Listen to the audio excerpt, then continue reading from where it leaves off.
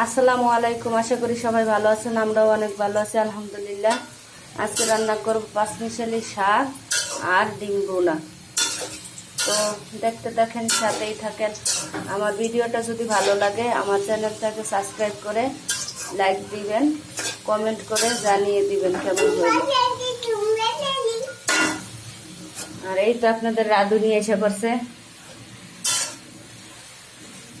রাধুনি শাক খাইতে চাইলো, তাই আজকে শাক রাঁধতে হবে।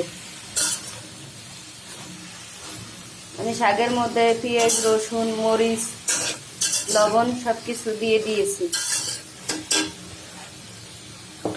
এখন ডিমটা ফুটবে।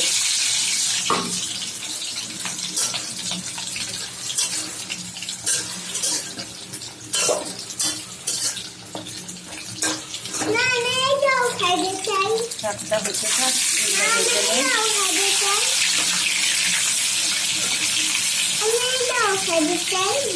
আমি ডিম সিদ্ধ করে হলুদ লবণ মাখিয়ে রাখছিলাম।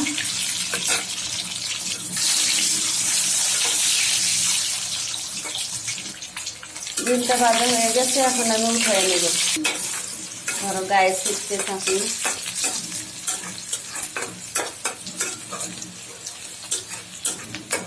পেঁয়াজগুলো হয়ে গেছে, এখন দিয়ে দিব আদা, রসুন, জিরা, হলুদ, মরিচ, লবণ।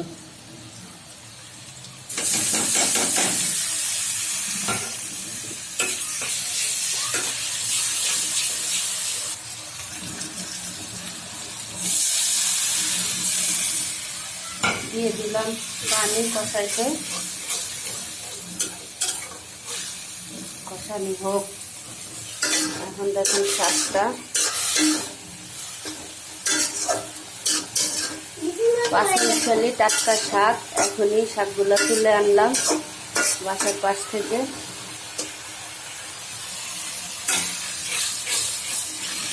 আমার ডিমের মশলাগুলো হয়ে গেছে, ডিমগুলো দিয়ে দিব।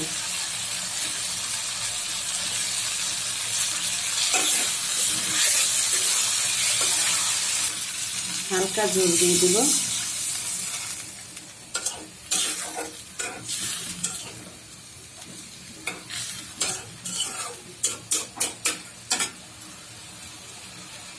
লবণ দেখে নিলাম হয়েছে।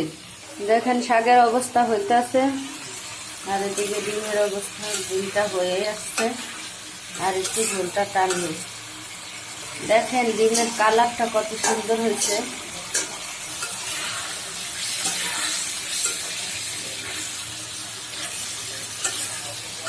অর্ধেক ডিম আমার শোষায় খেয়ে ফেলেছে। আমার ডিমটা রান্না হয়ে গেছে, আর একটু ঝোলটা টানলে ভালো হয়তো শুক হলে তো শুকাক। আর এদিকে শাকটা দিয়ে দিলে শাকটার কি অবস্থা। শাকটাও আর একটু সিদ্ধ হবে। হয়ে গেছে আমার ডিম তরকারি, ডিম ভুনা। এখন আমি উঠাই নেব।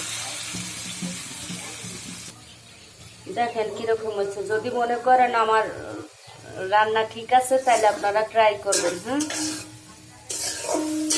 এখন দেখি শাকের কি অবস্থা। শাকটাও প্রায় হয়ে গেছে, শাকটা বাগার দিতে হবে। আমি একটু শাকটাকে গুতায় দিব। আর কলমির শাক আছে তো সাথে, এই কারণে একটু শক্ত শক্ত। শাকটা হয়ে গেছে, এখন শাকটা বাগার দিয়ে নেব।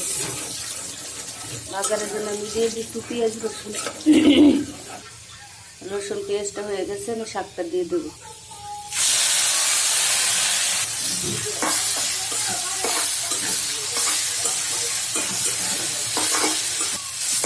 দেখুন আমার শাকটা হয়ে গেছে।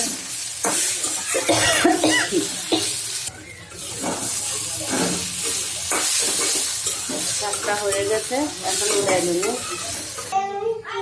এই যে আমার শাকটা দেখেন কেমন হয়েছে। ভিডিওটা ভালো লাগলে কমেন্টে জানিয়ে দেবেন। আল্লাহ হাফেজ।